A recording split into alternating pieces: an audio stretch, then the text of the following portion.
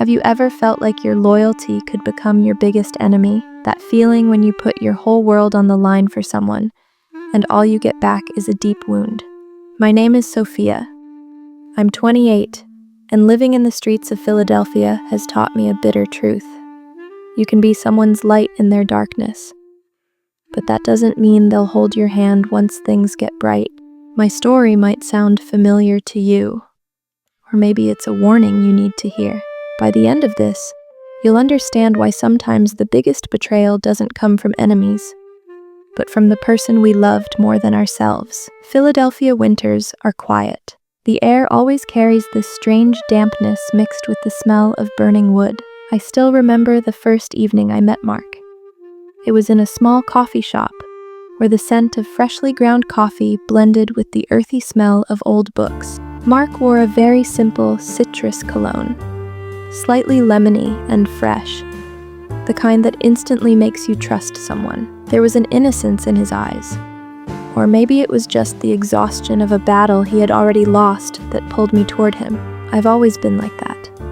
I like fixing broken things. I thought I could bring color into Mark's dull life. At first, everything felt like a golden dream, but soon reality showed up. Mark's career was falling apart.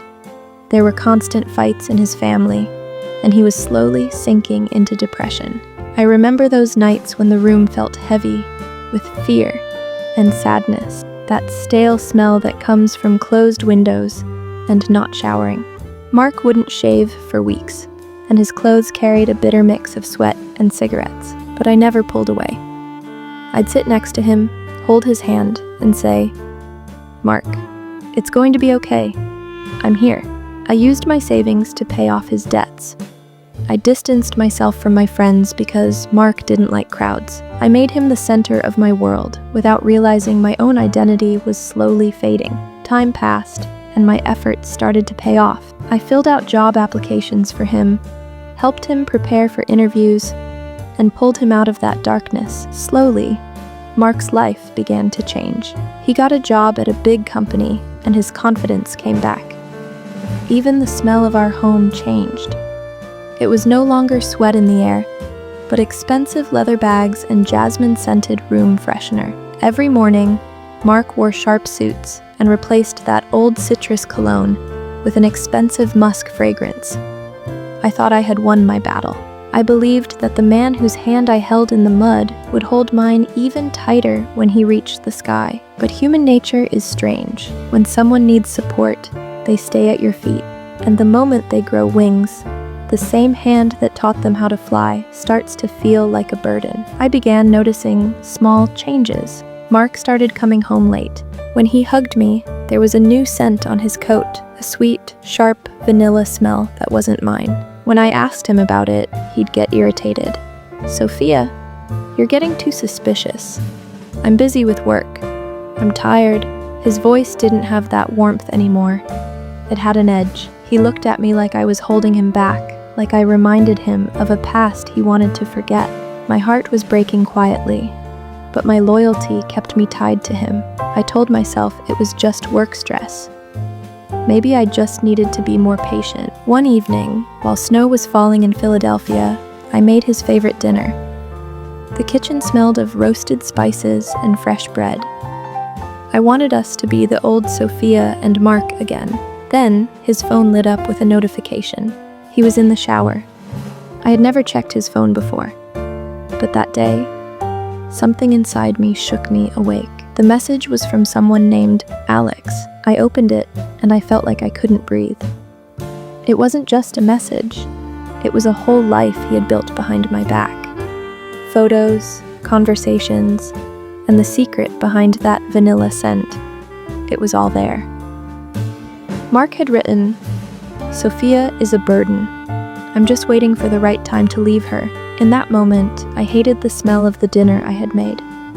I felt disgusted by my own loyalty. The man whose wounds I had washed with my tears was now building new dreams with someone else. When Mark came out of the bathroom, the room was heavy with silence. He saw me holding the phone. There was no guilt in his eyes, just a strange kind of relief, like he had been set free.